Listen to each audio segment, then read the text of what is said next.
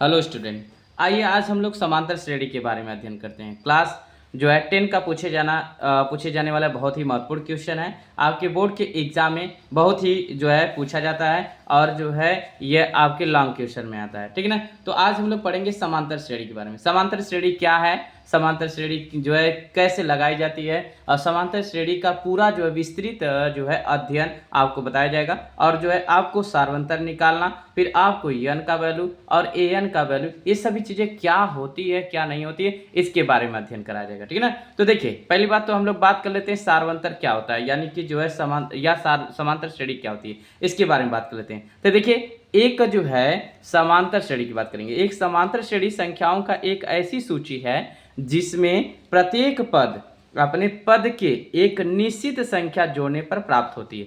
यानी अगर मान लीजिए हम कोई संख्या एक ले रहे हैं और दूसरी संख्या ले रहे हैं तो उनका योग भी क्या होना चाहिए, निश्चित होना चाहिए, यानी दूसरे संख्या के अंतराल के बराबर होना चाहिए। इसी को कहते हैं क्या, समांतर श्रेणी। और समांतर श्रेणी को इंग्लिश में एक जो है अर्थमेटिक प्रोग्रेशन बोला जाता है। इसलिए स्टूडेंट कभी कभी जो है इसको शॉर्ट फॉर्म में एपी भी लिखा जाता है। इसलिए आप ना घबराएं कि अगर एपी लिखा गया है तो एपी का मतलब क्या है सर। तो देखिए एपी का मतलब है अर्थमेटिक प्रोग्रेशन है, ठीक है ना। अच्छा, कितने बच्चों का यह भी क्वेश्चन होता है कि सर ये बताइए अर्थमेटिक प्रोग्रेशन में क्या कोई संख्याएं धनात्मक भी हो सकती हैं या ऋणात्मक भी हो सकती है या शून्य भी हो सकता है उसका अंतराल। हाँ देखिए बहुत सारे स्टूडेंट का होता है। तो आइए आज हम उनको ये बता दें कि जो है समांतर श्रेणी में अगर हम किसी भी संख्याओं का अंतराल निकाल रहे हैं तो वह धनात्मक भी हो सकती है, वह ऋणात्मक भी हो सकती है, वह शून्य भी हो सकती है, ठीक है ना।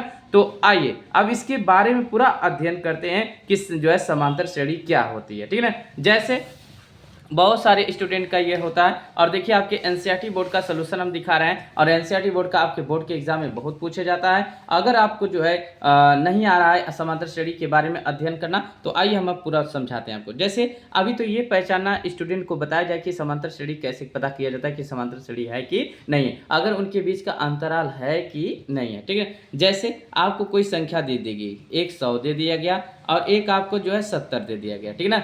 और आपको एक जो है यहाँ पे 40 दे दिया गया और यहाँ पे 10 दे देगा, एंड सो ऑन दे देगा, ठीक है ना। तो अब आपको इसका निकालना है कि इसका अंतर सेम है कि नहीं है। तो जैसे हम लोग क्या कर लेते हैं, इसको A1 मान लेते हैं, A2 मान लेते हैं, A3 मान लेते हैं, A4 मान लेते हैं, और जो है A2 में से जो है A1 को सब्ट्रैक्ट कर देते हैं, घटा देते हैं, ठीक है ना। तो देखिए हम घटा देंगे तो 70 माइनस क्या हो जाएगा, 100 हो जाएगा। तो अगर 100 में से अगर हम 70 घटाएंगे तो ये आपके जो है कितना आएगा, 30 आएगा। और वह संख्या माइनस वाली बड़ी है तो इसलिए यहाँ माइनस लग जाएगा। तो ये 30 का अंतराल आया। कितने का अंतराल आया, 30। अभी तो हम पहली संख्या के किए हैं, आइए हम A3 के बारे में भी करते हैं। तो A3 कर लेंगे, माइनस जो है A2 कर लेंगे। तो A3 का वैल्यू है 40 है और जो है माइनस क्या कर लेंगे, 70। अब देखिए इसका अंतराल भी 30 आया है माइनस में। तो देखिए दोनों की संख्याएं सेम है, इसलिए यह संख्या क्या है, समांतर है। क्या है, समांतर श्रेणी में, यानी एपी में है। कहाँ पे है, एपी में। और अभी देखिए स्टूडेंट हमने आपको बताया ना कि कोई भी संख्या धनात्मक भी हो सकती है और ऋणात्मक भी हो सकती है। इसलिए देखिए यहाँ पे यह संख्या आपको किस में आई, ऋणात्मक में आई। किस में आई, ऋणात्मक में।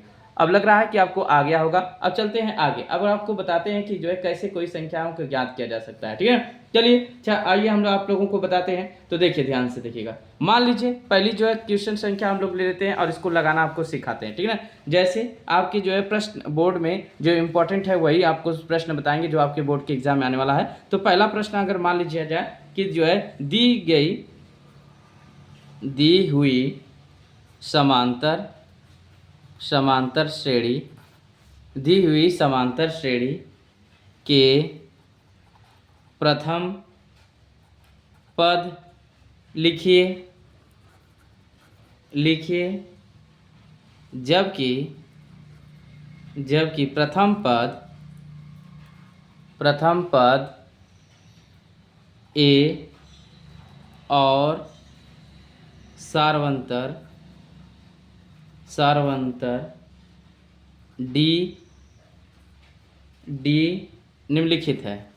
निम्नलिखित है। यह जो है प्रश्नावली आपके जो है 5.1 की जो है जो है दूसरी है, देखिएगा करा दी ए बी समांतर श्रेणी प्रथम पद लिखे जबकि जो है प्रथम पद ए और सारवंतर डी निम्नलिखित है, ठीक है ना। तो जैसे आपको देखिए इसमें जो है प्रश्न में दिया गया है कि जो है यहाँ पे ए का वैल्यू आपका 10 दिया है और डी का वैल्यू कितना दिया है, जो है यहाँ पे 10 दिया है। तो आपको इसमें किसका निकालना है, जो है समांतर श्रेणी में जो है आपको प्रथम ए पद और डी का मान दिया गया है, तो निम्नलिखित में आपको ये पता करना है कि जो है समांतर श्रेणी का प्रथम पद क्या होगा, ठीक है ना, इसमें प्रथम पद क्या होना है, ठीक है ना। तो देखिए और जो है यह अगर किसी भी समांतर श्रेणी का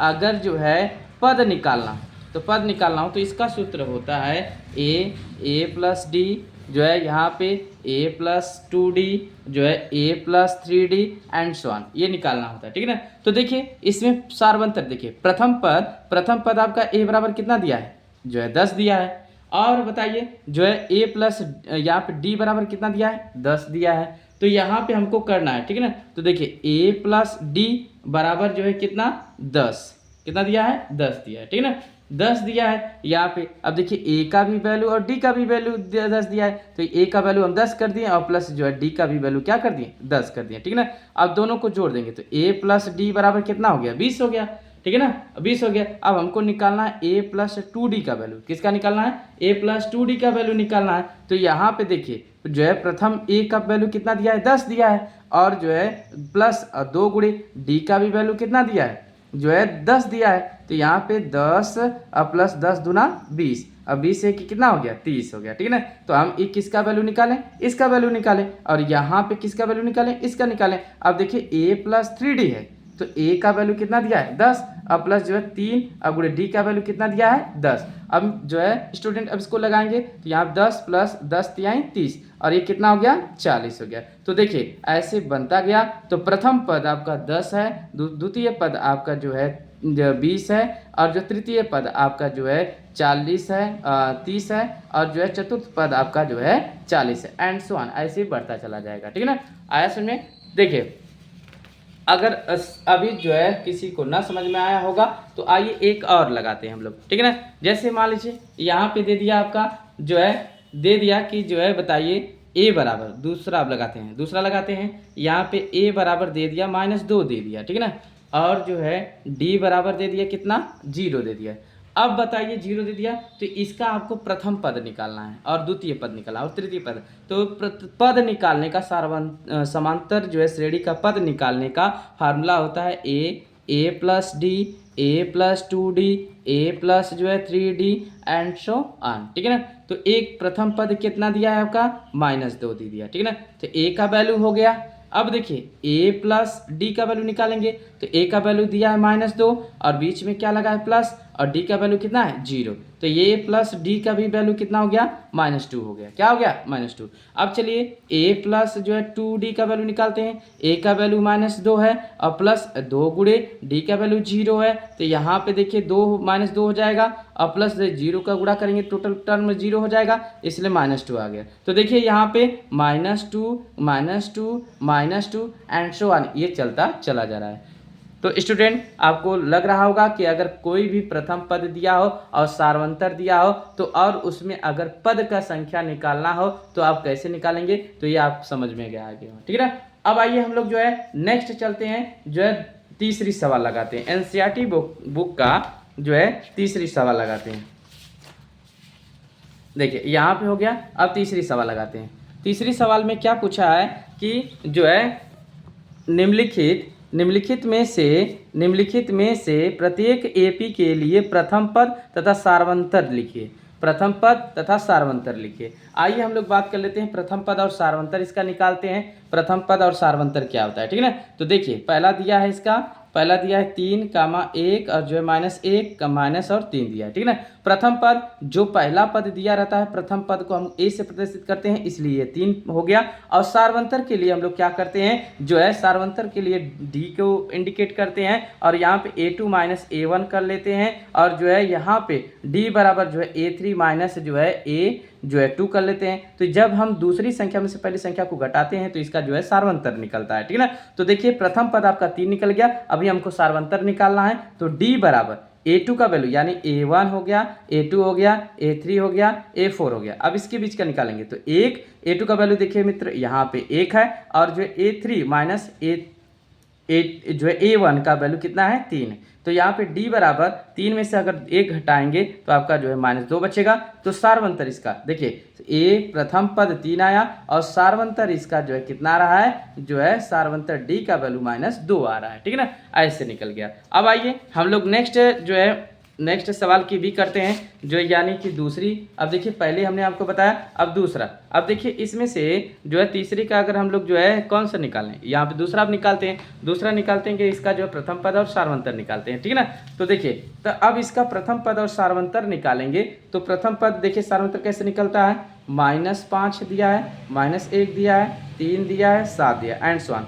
अब देखिए प्रथम पद हमने आपको मित्र बताया था कि जो पहला पद होता है उसी को प्रथम पद कहते हैं, उसको जो है ए से इंडिकेट करते हैं। तो ए का वैल्यू कितना हो गया, -5 हो गया, ठीक है ना। अब हमको जो है डी का यानी सारवंतर निकालना है। तो सारवंतर डी निकालने के लिए इसका फार्मूला होता है डी बराबर जो है A2 माइनस A1। चलिए अच्छा इसको क्या मान लें A1 और इसको मान लें A2, इसको मान लेते हैं A3, इसको मान लेते हैं A4 एंड सो ऑन, ठीक है ना। तो यहाँ पे देखिए A2 का वैल्यू कितना है, -1 है, बीच में माइनस लगा है, माइनस लगा लेते हैं। A1 का वैल्यू कितना है, माइनस है, -5 है। तो A1 का वैल्यू -5 है तो ये भी माइनस है, माइनस माइनस क्या हो जाएगा, प्लस हो जाएगा। यहाँ क्या हो जाएगा 5। तो देखिए माइनस प्लस माइनस होता है, 5 में से 1 घट जाएगा, क्या बचेगा आपका 4 बचेगा। ये धनात्मक संख्या है इसलिए यहाँ पे धनात्मक यानी धन लगा दें। धनात्मक संख्या बड़ी होने के कारण से यहाँ पे जो है प्लस लग गया, ठीक है ना। तो देखिए सारवंतर का वैल्यू 4 आया और जो प्रथम पद आपका क्या आया, -5 आया। देखिए प्रश्न में यही मित्र पूछ रहा था, यही हमने बताया। अब देखिए यहाँ पे जो है तीसरे का जो है यहाँ पे तीसरी सवाल है, एक ये भी बता देते हैं और एक आपके लिए रहेगा, ठीक है ना। चलिए अच्छा इसमें से हम लोग लगा लेते हैं। जो यहाँ पे दिया है 1/3 और जो है 5/3 और 9 जो है यहाँ पे 3 कामा जो है 13/3 दिया है, ठीक है ना। अब बताइए इसमें से हमको प्रथम पद निकालना है और जो है सारवंतर निकालना है, ठीक है ना। तो जो पहली संख्या होती है उसको जो है प्रथम पद कहते हैं, इसलिए 1/3 प्रथम पद हो गया। और सारवंतर हमको निकालना, सारवंतर यानी डी का वैल्यू निकालना है। तो 5/3 यानी दूसरी संख्या में से पहली संख्या को क्या कर देते हैं, घटा देते हैं। तो यहाँ माइनस जो है 1/3 हो गया। अब घटाएंगे तो जो है जब हर सेम होता है तो उसमें कोई एलसीएम वगैरह नहीं लेते, तो यहाँ पे 3 हो गया। और देखिए यहाँ पे 5 माइनस क्या हो गया 1, तो बराबर कितना हो गया आपका, 5 में से 1 जाएगा कितना हो जाएगा 4/3। तो देखिए स्टूडेंट आपका डी का वैल्यू आ गया, डी यानी सारवंतर आ गया। सारवंतर का वैल्यू कितना आया, -4/3 आ गया, ठीक है ना। अब देखिए यहाँ पे ए का यानी प्रथम पद 1/3 था और डी का वैल्यू जो है 4/3 हम लोग लगाएं। ये देखिए प्रथम पद भी निकल गया और सारवंतर भी निकल गया, ठीक है ना। अब हम लोग चलते हैं जो है चौथी सवाल पे। किसी भी स्टूडेंट को अगर जो है मान लीजिए कहीं भी दिक्कत हो रही है या समझ में जो है, वैसे तो इतनी सरल शब्दों में समझाया जा रहा है कि उनको आ ही गया होगा। अगर बाय द वे अगर कहीं भी इनको ना समझ में आ रहा है तो वो जो है तुरंत कमेंट करेंगे और कमेंट सेक्शन में आपको जो है फिर से जो है समझाने का प्रयास करेंगे या जो है आपको फिर से वीडियो बनाकर दिया जाएगा, ठीक है ना। अब आइए हम लोग जो चौथी सवाल बात कर लेते हैं। चौथी सवाल में क्या दिया गया है, दिया गया है कि निम्नलिखित में से कौन AP है, यदि कोई AP है तो उसका सारवंतर ज्ञात कीजिए और इनके 3 और पद ज्ञात कीजिए, ठीक है ना। तो देखिए अगर कोई भी जो है टर्म समांतर श्रेणी में है तो जो है उसको सारवंतर बताइए और उसका जो प्रथम पद बताइए और 3 ठे और बताइए, ठीक है, ये भी ज्ञात करना है। चलिए अच्छा इसको भी हम लोग अध्ययन करते हैं। बहुत ही सिंपल स्टूडेंट, आइए हम लोग इसका अध्ययन करते हैं और आपको बताते हैं। देखिए पहला दिया गया है कितना, 2, फिर यहाँ पे 4, यहाँ पे 8 और 16 दिया गया, ठीक है ना। अब इसका हम लोग अध्ययन करेंगे और आपको बताएंगे कि जो है इसका प्रथम पद क्या है, इसका सारवंतर क्या है, जो है इसको आगे कैसे लगाया जाता है, ठीक है ना। अब इसका भी हम लोग जो है क्या करेंगे, सॉल्यूशन करेंगे, ठीक है ना। ये आपके जो NCERT बोर्ड में पूछे जाने वाले जो है चौथे का सॉल्यूशन है और ये हम आपको बताएंगे कि इसका कैसे सॉल्यूशन लगाया जाता है, ठीक है ना। तो देखिए 2 है, 4 है, ये मान लीजिए। अब देखिए जो है यहाँ पे प्रथम पद हमको निकालना था। पहली बात तो ये चेक करना कि समांतर श्रेणी में AP में है या नहीं। अगर AP में है तब हम लोग जो इस सवाल को आगे लगाएंगे, अगर AP में नहीं है तो इस सवाल को नहीं लगाएंगे, ठीक है ना। तो यहाँ पे देखिए यहाँ पे A1 बराबर मान लेते हैं 2 को, A2 बराबर मान लेते हैं 4 को, A3 बराबर मान लेते हैं 8 को, A4 बराबर मान लेते हैं 16 को, ठीक है ना। अब यहाँ पे सार्वंतर इसका निकालेंगे D बराबर, अगर सबका मान अगर अंतर सेम आ रहा है तो ये समांतर श्रेणी में होगा, अगर जो है सबका मान समांतर नहीं आ रहा है यानी समान नहीं आ रहा है तो ये समांतर श्रेणी में नहीं है, ठीक है ना। तो D बराबर, अब देखिए यहाँ पे जो है यहाँ पे D बराबर क्या होता है, A2 माइनस A1 होता है। तो A2 का वैल्यू कितना दिया है आपका जो है 4 दिया है, माइनस A1 का वैल्यू दिया है 2, तो इक्वल टू कितना आ गया आपका 2 आ गया। फिर यहाँ पे एक और निकाल लेते हैं, तो A3 माइनस A1, ठीक है ना, A2 अब निकालेंगे तो A3 का वैल्यू कितना दिया है 8, माइनस जो है A2 का वैल्यू कितना दिया है 4, तो इसका जो है कितना आ जाएगा बोलिए, इसमें से हम अगर घटाएंगे ये संख्याओं का अंतराल तो यहाँ पे कितना आ जाएगा बोलिए, जो है यहाँ पे 8 में से अगर 4 घटाएंगे तो कितना बच जाएगा, 4 बच जाएगा, ठीक है ना। अब यहाँ पे 4 बच गया, तो देखिए क्या इसका अंतराल सेम है, जो है देखिए एक का D का वैल्यू D1 बराबर कितना आ रहा है यहाँ पे 2, और एक D2 का वैल्यू कितना आ रहा है 4, दोनों का वैल्यू सेम नहीं है, इसलिए यह AP में यानी समांतर श्रेणी में नहीं है। इसलिए न तो इसका जो है समांतर श्रेणी में निकालेंगे और न ही इसका AP निकालेंगे यानी कि जो है प्रथम पद निकालेंगे, और नहीं इसका सार्वंतर निकालेंगे। देखिए कहा है कि प्रश्न में निम्नलिखित में से अगर कौन AP है, यदि कोई AP है तो उसका सार्वंतर ज्ञात कीजिए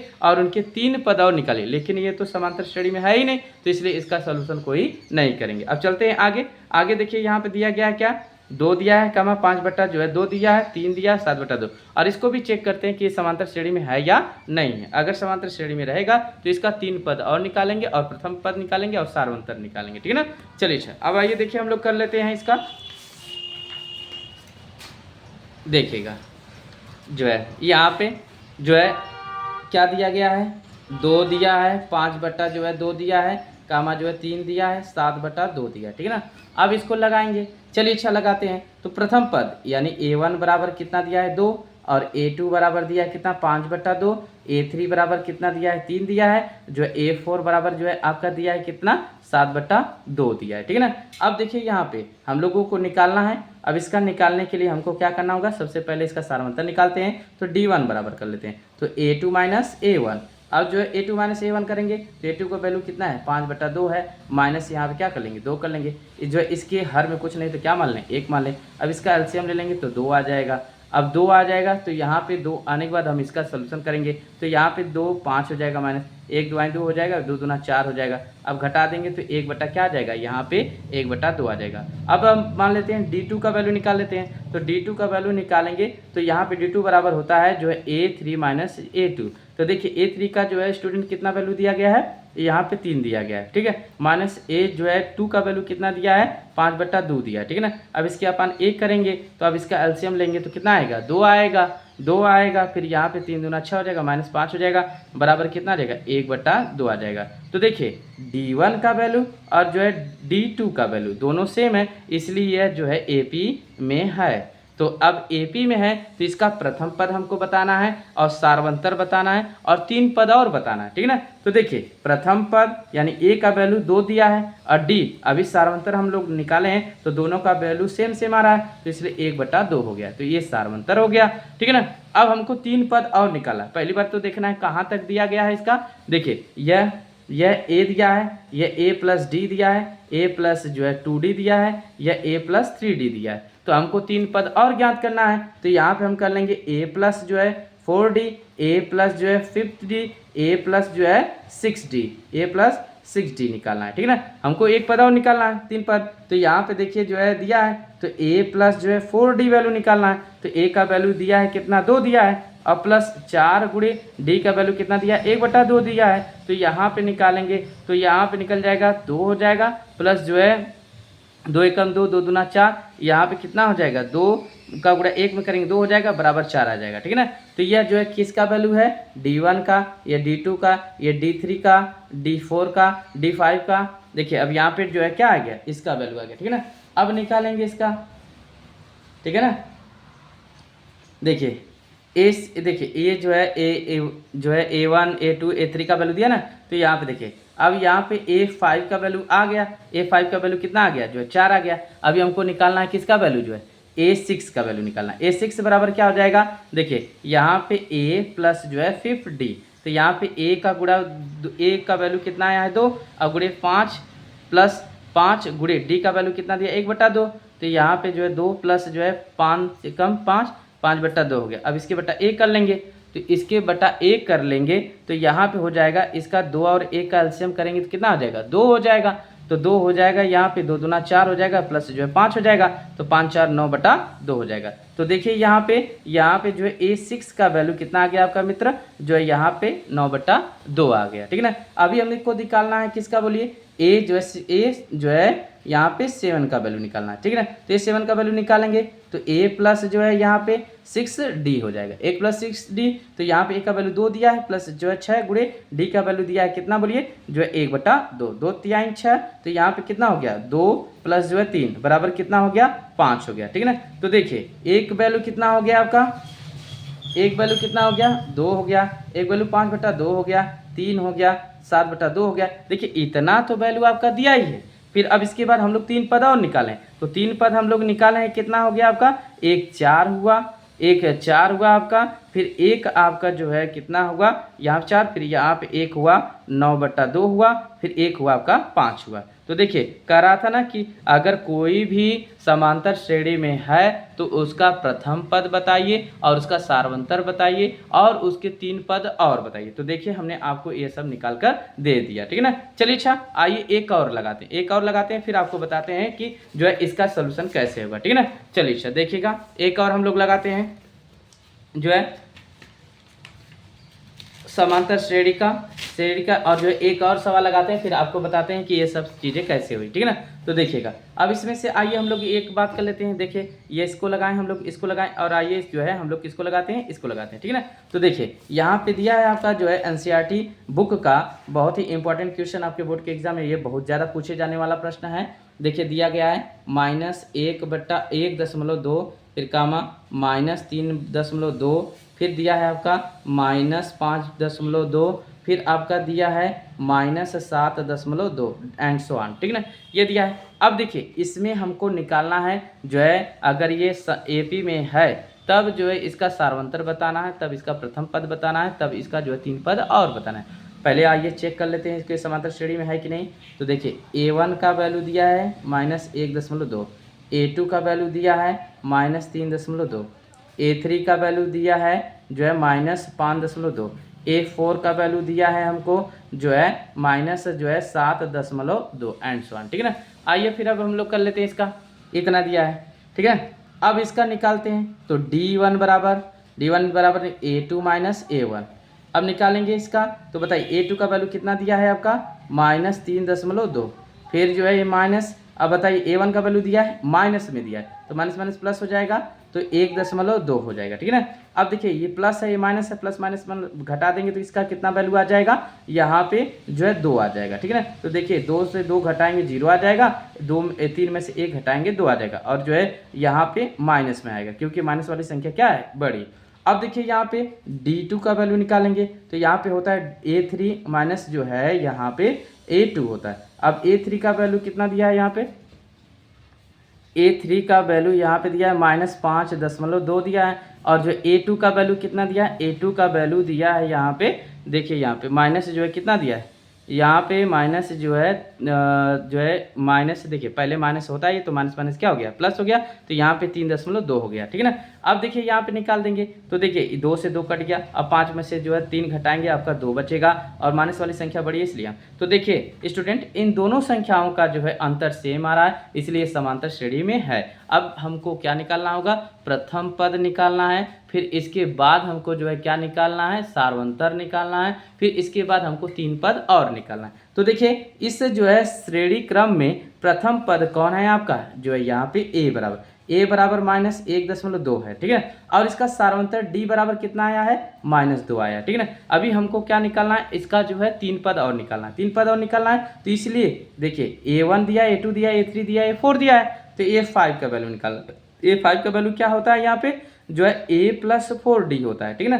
तो A का वैल्यू कितना दिया है इसमें आपका, A का वैल्यू दिया है -1.2 दिया है, अब प्लस 4 गुणे D का वैल्यू कितना दिया है, -2 दिया है, ठीक है ना। हम यहाँ पर रख देंगे तो बोलिए यहाँ पे -1.2 हो गया, प्लस 4 दूना क्या हो गया 8, हाई प्लस और माइनस मिलके क्या हो गया माइनस, 4 दूना क्या हो गया 8। अब देखिए ये माइनस है, ये माइनस, माइनस माइनस जो है दोनों क्या हो जाएगा प्लस हो जाएगा। अब इसको जोड़ देंगे तो जो है हो जाएगा माइनस जो है 9.2 हो जाएगा, ठीक है ना, माइनस 9.2 हो जाएगा, इसको जोड़ देंगे, ठीक है ना।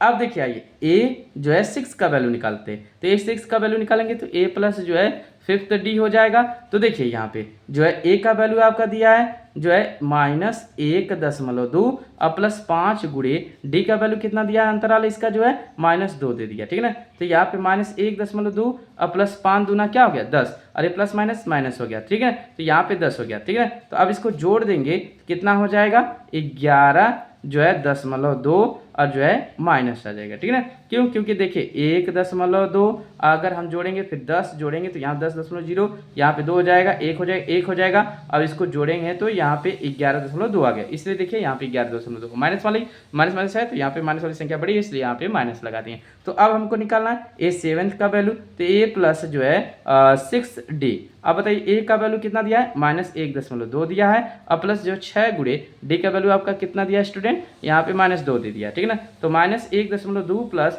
6 दूना 12, 12 हो गया, ये प्लस है ये माइनस है, प्लस माइनस मिलके क्या हो गया माइनस हो गया, ठीक है ना। अब देखिए यहाँ पे जोड़ देंगे इसको तो 12 कितना हो जाएगा 13.2 हो जाएगा माइनस, ठीक है। तो देखिए स्टूडेंट हमने आपको निकाला 3 पद और निकाले हैं, ए जो है 5th का वैल्यू निकाले हैं, ए जो है 6 का वैल्यू निकाले हैं, ए जो है 7 का वैल्यू निकाले हैं। ए जो है 5th का वैल्यू आपका जो आया है 9.2 आया है, फिर यहाँ पे जो है 6 का वैल्यू आया है -11.2 आया है और ए 7th का वैल्यू निकालने हैं आपका माइनस जो है 13.2 आया है। तो देखिए इसमें आपको ए का वैल्यू पूछ रहा था और फिर डी का वैल्यू पूछ रहा था और ए जो है 5th का वैल्यू और ए 6 का वैल्यू और जो है ए 7th यानी 3 पद और पूछ रहा था। यानी कहने का मतलब है कि कह रहा था कि अगर जो है यह श्रेणी अगर एपी में यानी समांतर श्रेणी में है तो प्रथम पद बताइए, सार्वंतर बताइए और 3 पद और बताइए। इसलिए हम 3 पद और निकाले हैं, A5 और A6 और A7 निकालें, ठीक है। बाकी स्टूडेंट आपको दिया गया है ढेर सारी सवालें, अगर आप जो है इसको लगाइएगा सेम ऐसी विधि से आपको जरूर आएगा समझ में। जो नहीं आएगा वो आप क्या करिएगा, जो कमेंट सेक्शन में आपसे जो है कमेंट करिएगा, बाकी सभी चीज़ें सोल्यूशन आपको करके दिया जाएगा। और इस चैनल को जो है आपसे गुजारिश है कि जो है इसको सब्सक्राइब करिएगा और ज़्यादा से ज़्यादा शेयर करिएगा और जो है धन्यवाद।